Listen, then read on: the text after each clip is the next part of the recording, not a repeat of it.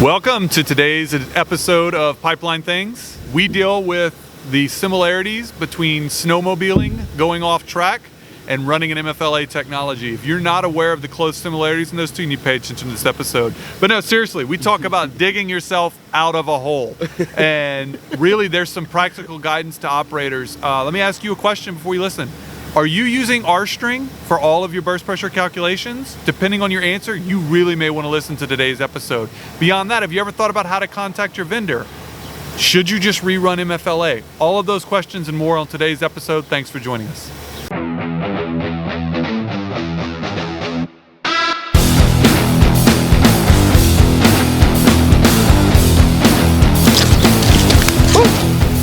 All right, welcome to today's show of Pipeline Things. I'm your host, Rhett Thing 20, and my co-host, compadre, partner in crime here, Thing 20 Fun, 21 Fun. 20 Fun, I love it. 20 Fun, otherwise known as Mr. Christopher De Leon.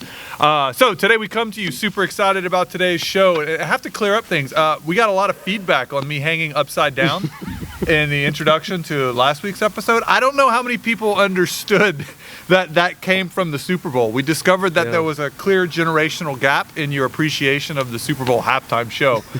So if you weren't aware, I don't usually hang upside down from my kids' swing We set. just like shenanigans. We do We just like shenanigans. We gotta keep you guys coming back. My kids were impressed I could hang upside down, but no, that was a play off of 50 Cent's riff of "In the Club" from the Super Bowl. So if you go watch the halftime show, then it makes a lot more sense why I'm hanging upside down. Or don't. Or Whatever. Yeah, it's fine. So Christopher, man, how are you doing today, buddy?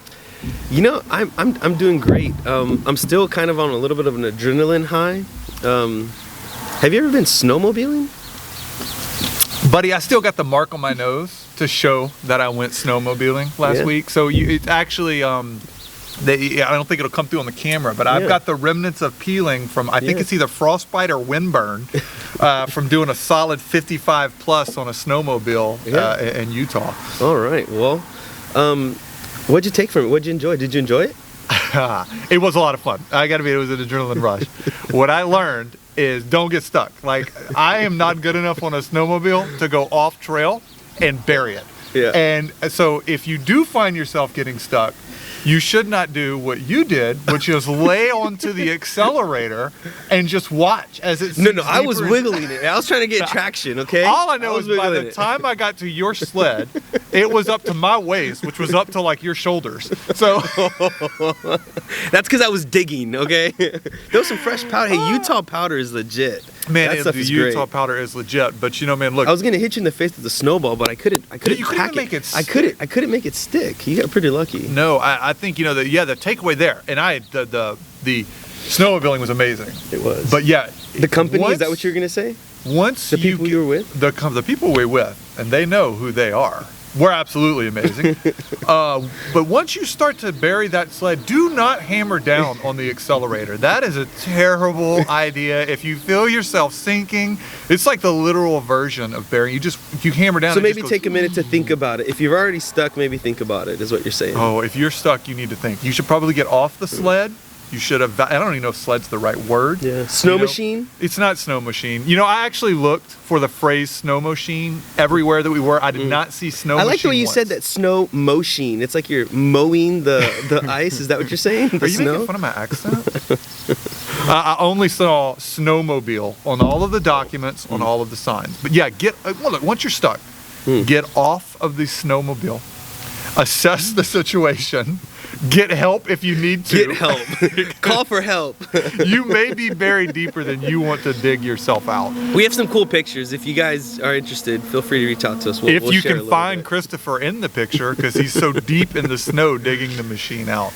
But yeah, no doubt. I had a big takeaway from it too. Yeah? Yeah, and I feel like it's a little bit synonymous or analogous to inline inspection, and it's sometimes you just have to dig your way out of your situation. But I think you could run that parallel further. Not only dig your way out, but sometimes you need to stop step away from the situation, evaluate it. Ask for help. You might need to ask for help from other people, right? So today's show, it's going to pick up on where we left off last week, right? So again, I want to tell everybody in the audience, if you need to catch last week's episode, I'd highly recommend before you jump into this one, because we got knee deep into the IPC paper from 2012, which there was a follow-up paper this year from PPIM, Baker Hughes and TC Energy partnered together. Yeah. That paper dealt with some of the, I'd say, limitations of MFL-A technology. Yep. Even as it was known, I would say, a decade ago, we've been aware of these issues. And we're not going to beat those issues again on this episode. I'd encourage the audience to go back and take a listen there. We covered, limitations related to complex corrosion, limitations related to wall thinning, and what you should do when you encounter those situations. And TC identified a couple of steps. We also talked a little bit about how MFL-A works, which is a good principle for MFL in general. Yeah, I would agree. So it's honestly it's a bit of a learning episode as well as something else. And we left two questions unanswered. I mean, they really were not dealt with at the end of that episode. The first one was, how do you work with your vendor, right? And you immediately were like, oh my gosh, that's too deep. And I said, okay, we can't go down that path in this episode. And then the second one was, what do you do if you only have one set of MFL data? Yeah. So off show, we were chatting about this, and you said, look, really, Rhett, what you're trying to do here is we need to rephrase this whole question as, how do you use MFL for an integrity assessment? Yeah. And so let's begin there. So Chris, you gave me the question. Now I'm giving it back to you. No worries. How do you use MFL-A, let's keep it there, for an integrity assessment? Sure. I think it's important to think about what we're trying to achieve. So a lot of times there is a concept here in the United States that's regulatory, where we feel like we have to do something to comply. And then there's an element of the objective, which is an integrity assessment, right? And I like to say what we do is keep pipe round, sound, and in the ground. And sometimes that's the objective, in truth. That's the idea. Regulatory aside, that is the ultimate objective. Yeah. And so when you deploy an ILI system, in this case an MFL-A, what we're trying to do is collect sufficient data about a specific threat. Often with MFL, it's external corrosion. And then we're trying to do an assessment of that threat on the pipeline and say, is this pipe fit for service, right? Or how long, or can it stay round, sound, and in the ground? And to do that, so you ran an ILI, you ran an MFL, you picked your vendor, you picked your tool. There's really good guidance in API 1163 on how to set some of that stuff up. If you haven't read it in a long time, there's a revision. Take a look at it. It's important to see what changes are there and see how best practices is currently seen these days. We talked about the incident in the IPC paper was 10 years ago. It's a good idea to look at 1163 and see how 1163 has changed in the last 10 years. So let's start. And I kind of like what you said about regulatory versus round, sound, and in the ground. I don't know that is probably independently an episode in and of its own. You just like making up episodes, don't you? Because you give me ideas right on the fly, and I'm like, well, why not? We could do an episode on that. Otherwise, we'll sit here for an hour. But I think what I like, though, is let's start with the beginning. Most operators, and the operators out there, I'm going to go ahead and set the hook for you right now. If you're still with us, and you should be, I think a lot of operators are so familiar with MFL, they're going to think, I know this. Yeah. I've done this. I think that's the challenge with MFL. It's a technology that's been around, we've mentioned, 40 years. Yeah. Most ILI vendors may be on their third, fourth, fifth, or in the case of the TC paper, seventh assessment. Ninth assessment, right? And it becomes so familiar to them that they don't necessarily process new information. I think you're going to get some challenges in this episode that will make you stop and think, am I doing that in my program? Is our program addressing that? So I want to give you guys in there. Hang in. So let's start with, what is the first thing we typically do with MFL-A data when we get it? I think it's fair to say, with our background and having worked in that space a little bit, a lot of times an ILI vendor will include burst pressure calculations, or they'll classify their findings, their results, as things like immediates or scheduled features, 1-year features, 180-day features. And so we have a tendency, which makes sense, right, to ensure public safety, pipeline operations, environmental security. all those things to kind of want to jump on those immediates, right? And say, hey, what's jumping out at me? But what I think is important there is understanding the framework or the structure in which you're supposed to be making that decision, or you already have in your procedures as to how to make that decision, right? And I think a lot of times what we can do is, it's like you said, we fall into a rhythm or a cadence of this is just how we do things. And that whole element of us being engineers sometimes can be a little bit oversimplified, I feel like sometimes, right? So, you get an ILI report, and you jump to the immediate section, or you open the spreadsheet. Honestly, maybe even come in prelim, right? So I like this conversation. We talk about regulatory. Regulatory is either depth or 1.1 MAOP based, right? Which is burst pressure calculation. Yep. So that a lot of times we may not even be in a final report. It could be in the preliminary stage. But regardless, operators are used to making a decision based off of a number that's calculated, which in this case for MFL-A which often data, they didn't calculate, which is another point. All right. So where do you want to go first, right? I feel like this is a little bit. I want the audience to know it's like unwrapping Pandora's box here. I don't know exactly what's going to jump out at me. Yeah. So when we talk about burst pressure calculations, let's hit on two things. One, most operators aren't doing that. That's They're correct. just using a number and then a rupture pressure ratio. Yep. Real quickly though, in the context of the paper, what are the pitfalls there? Or maybe even not in the context of the paper, because I can think of a few that are outside the context of that paper. So I'll speak to the paper quickly. I think one of the things that the paper focused on was identification, right? So when you look at an ILI system, you think of probability of identification, probability of detection. Really, it's detection first, then identification, then sizing. So I think what we found in the IPC paper we talked about from 2012, it's more around improving POI, of finding the things that maybe the MFL isn't normally excelling at either detecting or sizing properly. Not detecting, identifying or sizing properly, right? So they focus more on the POI side. I think what we want to talk about from a burst pressure perspective is we said oftentimes decisions are being made by an engineer or an operator who didn't perform the calculation. So that's one thing. Just think about that for a little bit, right? But we do that because it's a practice. So we assume or expect that problem has been solved. I think the next step, though, is it's what happens when you do have a burst pressure calculation that raises a flag. And I think one of the things you then need to be cautious with is what do you do then? And so one of the things that's important is, as an industry, we've done a good job, right? Through consensus standards like B31G that kind of gives you, or 579, it gives you a path of what do you do? Yeah. Right? So kind of like escalation. Right. So often I would say it's fair to say most operators will either use some kind of B31G or 85DL or other name of it is modified, B31 calculation. Right. And so let me say that and just say, so you have an immediate. Yep. What do you do? So that immediate, it's interesting. You have an immediate based on a burst pressure that was calculated by somebody else. I want to pause there for a moment, just because even that calculation uses information that the ILI vendor didn't generate themselves, right? Most people don't stop and consider that, right? So modified B31G, original B31G, both of those have yield strength built into the equation. The only information that's really supplied by the operator or by the vendor is the depth and length. In those cases, depth and length. Right? Yeah. So one thing, I'd say that people need to be careful of is, what if you gave the ILI vendor incorrect material properties? Incorrect material properties. Yeah. Wrong SMICE. Yeah. Maybe what if it was even wrong wall thickness? That sounds like a whole new episode, TVC records. Yeah, 192.607. TVC records, but I think the awareness we want to bring about is that number that an operator uses, don't always take it for granted. Yeah. Check and make sure that it fed into it. Beyond that, I do then think we start to get into questions of, all right, so now that you're going to take action, what's the second step most operators take? Or logically, where do they go after they find that, I've got a 1.1 feature, 1.98, based off modified B31G, depth and length only? Yeah, so normally there's a process and every operator will do it differently, right? Some operators will say, hey, let's go look at this stuff, right? And normally, depending on the resources available, that's usually not a bad thing, right?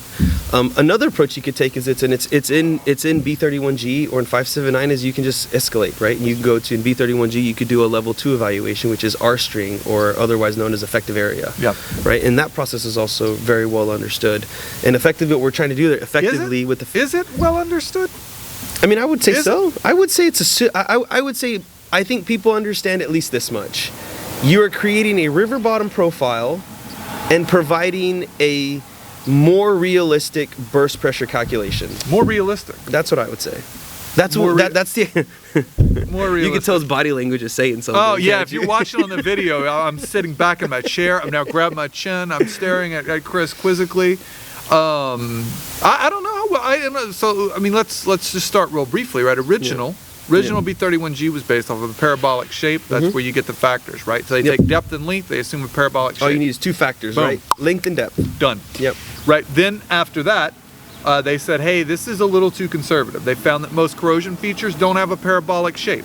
And they said, let's use, rather than 2/3, which is 0.66, let's use a 0.85 factor in there. It matches the data better. And that's where we got modified B31G, but still fairly simple.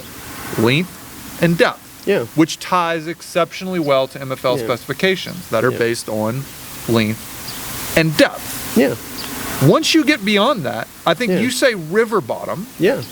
Right. I mean, I get the concept of river bottom if I'm scanning it with maybe an ultrasonic probe on the outside or something like a creoform. Yeah. When you start talking river bottom with an MFL technology, I'm gonna question whether or not our audience and whether or not operators fully understand how RSTRENG works. Yeah. So let's walk through at least a little bit, right? Yes. So conceptually, what you're trying to do is you're saying, let's take it to the ditch. I like what you did. You said a probe, right? So effectively, what Effective Area was trying to do is imagine you've excavated the pipe, you've sandblasted it, you have a nice good look at the corrosion, and you normally would do a 1 inch by 1 inch grid. Yes. Right. So let's call rows and columns. Right.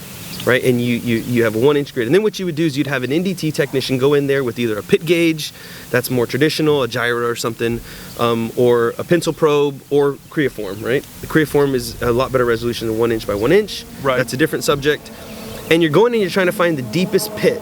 Within each grid of 1 inch by 1 inch. And it's like we're determining for each grid what's the deepest metal loss in that area. Yeah. And we assign a number to each grid. I get it. We've seen this before. So let's say it's 4 inches by 4 inches, 16 squares. You do it, and there you have it.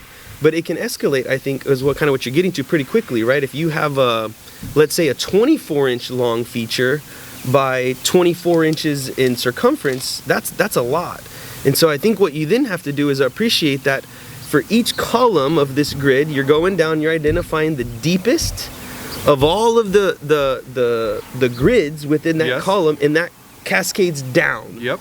And as you do that across every column for each row, you're cascading down the deepest pit, and you would then, if you see what I'm saying, you end up with the deepest for each column, and that creates a river bottom profile, kind of like a side view of what a river would look like. I've got that. And so once you have that, then you basically run a series. It can be a manual process, but preferably through a software where you're trying to alternate the different depths and lengths to find out what gives you the lowest burst pressure calculation.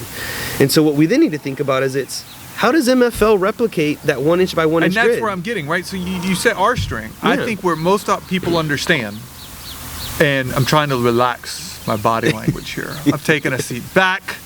I've got my knee up now. I'm trying to casual bar talk and less antagonistic. I think what the industry understands or wants to believe is RSTRENG is less conservative, more accurate. How it gets to being less conservative and more accurate is what I'm arguing. In the ditch, when we have the ability to see the corrosion, map it out, whether it's via a grid or via creoform, yes, then RSTRENG works really well, and the river bottom profile and the iterative approach. I am questioning how in a complex field of corrosion with an MFL technology where I'm going to go back to my stream profile, all I've given you is the speed of the stream, and I've said find the size and location of every one of these boulders in that complex stream profile. You can actually get to that river bottom. By stream, you mean like actually a river now with rocks in it and there's flow and all that fun stuff? Okay. Yeah. So and it's a good analogy because how wide is the stream? Right, that could be analogous to how wide is the area of corrosion, and so I think what you're saying is and I'll go on ahead and drive that point home and I think that's our second. It goes kind of back to how we ended the last session engaging your ILI vendor. Absolutely. I think the message is not whether it can do it or cannot do it. I think the message we want to drive home is you need to engage with your ILI vendor to understand how you're getting that RSTRENG calculation done, because again I think the key is you're right, most operators themselves are not performing that calculation? Well, I think that's something to be determined. I would say it's fair in some of our more recent experiences. More than once in more than one case, we've seen that there's an opportunity there to investigate. So just kind of to bring this kind of full circle, right? We said, you get a list of immediates. Either you go dig, or you can look at, escalating to a different type of burst pressure calculation, effective area. What do you do? Right. I think our message is it's kind of like digging in on your snowmobile. You just want to pause for a minute, ask some questions, maybe ask for some help, engage in a discussion, thinking about risk. Right? Because if we get it wrong, what could be the consequence? And there you go. I think that sums it up well. So now that we're outside, you get all of the road noise in the background. And so I think this for me is you get I want to walk through the operator. The operator gets a rupture pressure ratio based on modified B31G that's less than 1.1. Yeah. If the procedure says, hey, go ahead and run RSTRENG. Yeah. I don't think it's as simple as just running RSTRENG. I think that's the equivalent of laying onto the accelerator on the snowmobile without asking, can I get up this hill, right? Or out of the hole. Or out of the hole. You may end up laying on the accelerator and you're not going anywhere and you're just shooting snow out of the back. Yeah. I don't think most of the industry is familiar with that. And that's the challenge I want to make sure we get across, because I think it is very real. RSTRENG is not always the solution in all cases. For all applications of MFL-A. So what could you do, right? I think what's fair to say is it's kind of like, so you're stuck, what do you do? One, you ask for help. You ask for help and try to get more people involved, right? And actually, I think Miss Producer's asking for help right now. I think she got attacked by a bee. I'm not sure if she's okay. She was actually dancing around the chair. It's a good time for us to take a break before she knocks over the camera or does something else. So we're going to take a break here from Dr. Chris Alexander, and we'll be right back with you. Hi, my name is Chris Alexander, and I'm president and founder of ADV Integrity, and we are the proud sponsors of the Pipeline Things podcast led by Rhett Dotson and Christopher DeLeon. In that podcast, they're going to be talking about things like integrity management, pretty much anything related to pipelines, including regulations, technology, and anything that you would need to know. They're also going to be talking about current events. For those of you that don't know anything about ADV Integrity, we're a consulting company. We do full-scale testing. I'm actually here in the lab, and really high-end engineering to serve the pipeline industry. And we would love to hear from you, and really excited about being sponsors of the Pipeline Things podcast.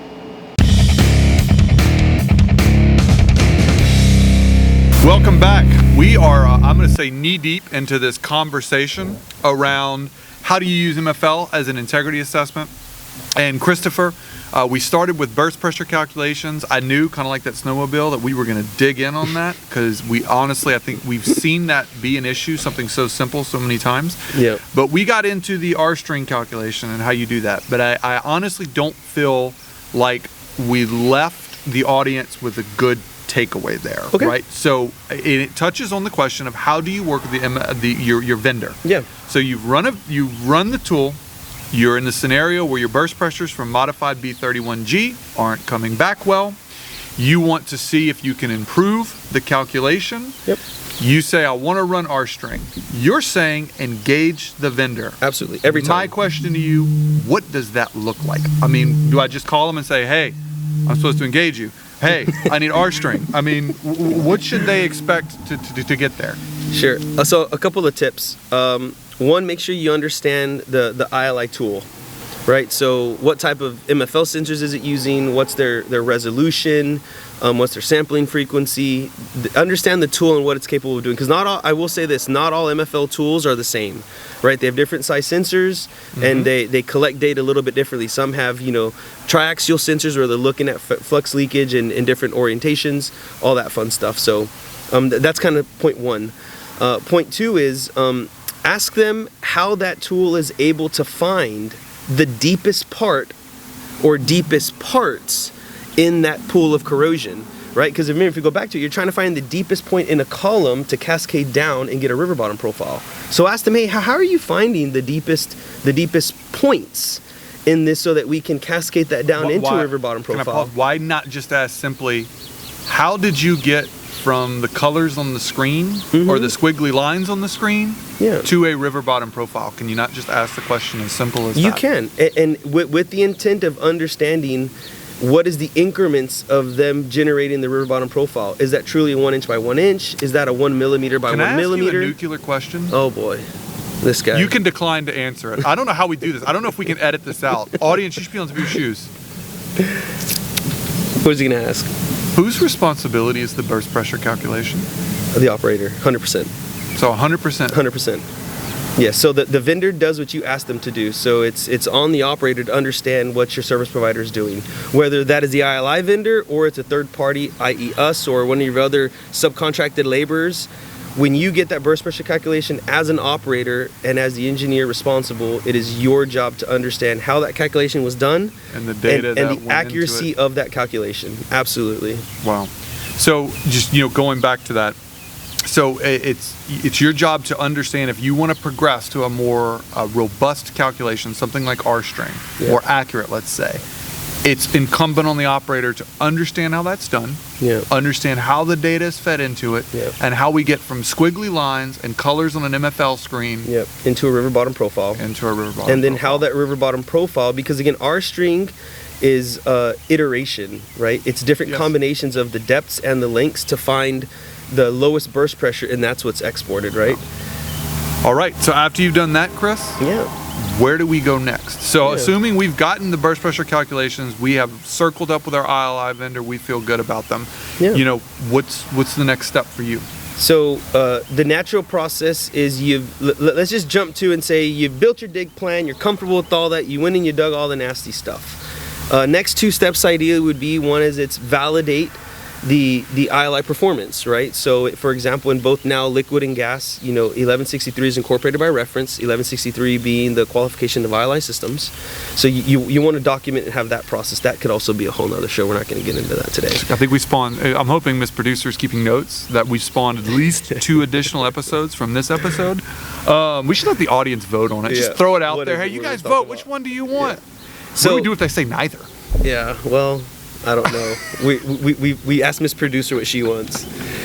So one, you want to document your ILI tool qualification validation, and then the next step is you got to understand what's next for the pipeline, right? So what did you learn from looking at the ILI data and going and digging the pipe and repairing it? So maybe the morphology of the corrosion was not something you expected. Maybe you have axial slotting or axial grooving, right? Or a metal loss that's affecting the long seam or the girth weld, right? So as you understand those things, you got to go back and say, how good does this MFL-A tool provide me data to describe that morphology of corrosion and then characterize it, like we talked about, based on your defect assessment methodology. Is it length I care about? Is it width I care about? Is it depth? Is it interaction? What is that? Yeah, I'm jumping back to our original segue, which is looking at being on the snowmobile, and I'm imagining you're off the snowmobile at this point. You have to learn from how you got stuck that time, or you're potentially get stuck again. So I'm here. Can I lay on the accelerator to get up the hill? I gotta be honest with you.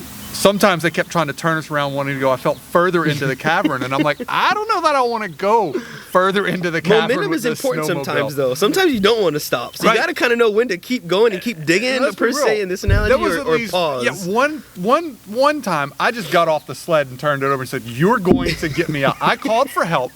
And I turned the sled over to a professional and said, please. So have a professional on the team. That's important. Don't ever go snowmobiling in uncharted territory, or at least familiar in land that you're not. If you're not familiar with it, make sure you take an expert, and you can correlate that to ILI as well. Yeah, new ILI system, new threat, all that stuff. You've got to examine: do I have the right tool for where I'm at now? Right. If I'm facing a 45-degree incline, I may not have the right sled. If I'm needing to turn this around and go deeper, I may not be the right person on that sled. This really gets to evaluating, do I have the right technology, right? Because again, I think this is, Chris, and this isn't a whole other episode, I think this is a natural progression. Okay. Most operators are on a 5 to 7 year re-inspection interval. When they finish with one MFL, they justify that they've gotten rid of enough features so that they can re-inspect to the next interval, 5 or 7 years, or they set the schedule. I do not personally feel most people stop and say, was this the right tool? Was it the right tool? Yeah. How do they arrive at that? How does an operator decide, or what path do they take to say, oh gosh, should we run an MFL-A Should we run an MFL-S? Should we run something, or MFL-C? What should we do next? Yep. Number one, each operator gets to define that, number one, right? And it's based on one, we always like this term, I think, right? Data integration, right? Integrate all the data you have about your system and about what you've learned. I would say good tips are the Pipeline Operators Forum, which is also in 1163. They have this figure that describes the different metal loss classifications, right? And of those metal loss classifications, these are commonly known as general corrosion, axial slotting, circumferential slotting, axial grooving, circumferential grooving, pinholes pitting. You want to understand. Love how you name those also sequentially so fast. I felt like that was a bit flashy, but well done.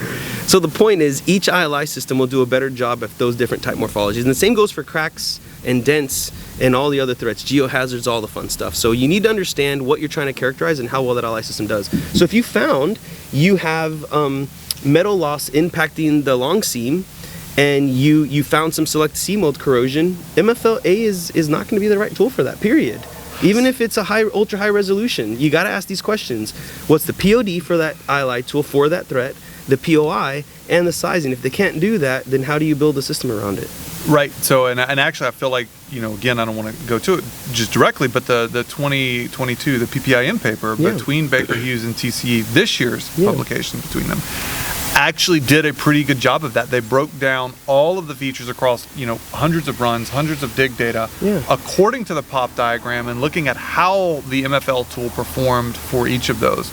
I think logically, what you're telling me, what I'm hearing is within an operator's program, I should look at the morphology of the features that I'm finding in the ditch, not simply whether or not the tool agreed. Bingo. So the takeaway is, if you're finding something like slotting, or grooving, or indications of it. Or in this case, what TC Energy called complex corrosion. Complex pits corrosion. In general corrosion. That should give an operator pause to examine whether the tool is correct for the threat. Bingo. And sometimes it's multiple tools. You might still need to deploy an MFL-A and then complement it with something else. Yeah. And we've said a lot of Baker Hughes. That's only because we're using two papers. It created a nice scenario. They were two good TDW has a multi-data set tool which incorporates different technologies. Enduro, Rosen. Again, we didn't get any endorsements. Although if you guys want to help us buy some equipment, we're up for it. Or some cool swag. That's a shameless plug. That's why I kind of cover my drink over here. But I don't think we've reached the point of fame yet where we have to worry about endorsement. We're not like you can't smoke in a movie and things like that or drink. I can't say this, dude. Our tech is legit now. Dude, like our microphones, like Miss Producer just showed us a fancy new stand and camera. She's got headphones. I want to thank you. That's all from audience feedback. Like, look, we got it loud and clear that we were struggling with audio, and our production team took care of that. And so cheers to ADV Marketing. Cheers to ADV Marketing. Absolutely, Miss Kara and Miss Producer, who I like to just keep her as Miss Producer. I don't know if I want to identify her by name. I'm afraid people might look her up. Yeah. They might try and take her. Yeah. So doing a great job. But I think I'm feeling like this. There's still lots of questions, Chris, that we could ask about MFL. Like, we've really only touched on two things, and I want to recap them. But I think this is a point where we start to put a bow on this episode that we've had. But I want to encourage, if you guys are out there listening to this episode, my email, rhett.dotson@ADV Integrity. I should get a Thing 20 email, or Christopher. I bet you could do that. Or a Thing 20. Thing 21. Christopher DeLeon at ADV Integrity. Christopher.DeLeon. Yeah, if you've got questions for us, or you have things we didn't answer, I would love to hear back, because I think there are more questions. We don't charge for phone calls, FYI. If you've talked to us in the last 4 months, we don't charge for phone calls. And most of the feedback we've been getting is really positive. But I just want to button up this episode, right? So a couple of things. We got knee deep into the first step that operators take with MFL data, which is around that burst pressure calculation. How do you respond? And the key takeaway there is, if you're going to escalate that burst pressure calculation, you really need to engage your vendor and understand two things that are important. One, what is the premise, or the technology premise, the sensor, the limit, all of that. You need to get into the complexities of the sensor arrangement that's being used to characterize your pipeline. Second thing, you need to interrogate, how are you taking the squiggly lines and colored things and getting to that river bottom profile that serves as the basis for that burst pressure calculation. And let's not downplay the iterative process either. Like, let's make sure the calculations are being done properly. I agree. Yep. Without saying anything more than that, Yep. I think what you identified, and it's taken for granted, is that the operator is responsible for the calculation. Yep. Right, and so they need to make sure they do due diligence as they do that. And it's okay to ask for help, though. That's another key. We always keep saying this. Kind of, we get stuck in the snowmobile, we ask for help. Yeah. Hey, you know what? Uncharted territories. You didn't dig out alone. There were 2 others, 3, maybe 4 people helping you at one point in time. So the second thing we got onto was, before you just jump to, hey, let's rerun MFL-A, ask, did the data that I got from the ditch, did the integration of that, did looking at the feature morphology, does it support that MFL-A is the right tool to address that integrity threat? And so that is a good point for us to wrap up. All of that cased around the idea of, if you go snowmobiling in Utah, number 1, protect your face. Windburn is real. Don't go alone. Don't go alone. If they tell you not to go off trail, don't go off trail unless you've got a qualified expert or experts with you. Fortunately, we had 2 of those. But it is a lot of fun. Again, we hope you've enjoyed this. I want to jump in and say, this is supposed to be fun, though, too, right? So the snowmobiling was work, but it was fun. And what we do as integrity engineers, it is a lot of fun. Honestly, I enjoy getting into these conversations. It's a lot of fun. I tell you, digging into to RSTRENG and when and where it works, sometimes it is fun because you're digging into a problem. We're nerds. I think that's the engineer. We just can't call it. That's the engineer. We will not change this to pipeline nerds. But no, thank you very much. If you like this episode, please like and subscribe. Share it with people. We appreciate all of you guys that are out there sharing it. And remember, I am Thing 21. Nope. I am Thing 20. He wants to be Thing 20 fun. He wants to be Thing 20 fun. Thank you very much. We'll see you on the next episode.